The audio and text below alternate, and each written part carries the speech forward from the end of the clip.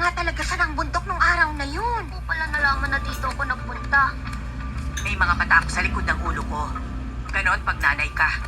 Gagawin mo pulong yung anak ko at magkakakitaan!